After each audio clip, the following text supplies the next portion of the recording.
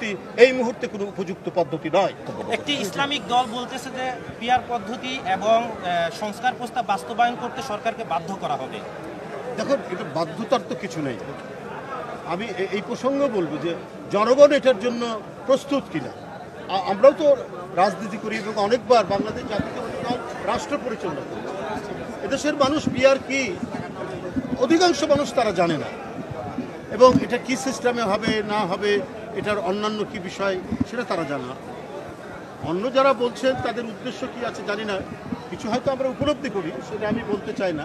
তবে যে পদ্ধতিতে অবাধ সুষ্ঠু নির্বাচনের মাধ্যমে এবং জনগণ তার এলাকায় যে ব্যক্তিটি তাদের সাথে থাকে, তাদের পাশে থাকে, তাদের সুখ দুঃখের সাথী, একে আগে থেকেই তারা চেনে এবং এই চেনার কারণেই তারা বাছাই করে তাকে ভোট দেবে, এটাই হচ্ছে প্রতিষ্ঠিত পদ্ধতি।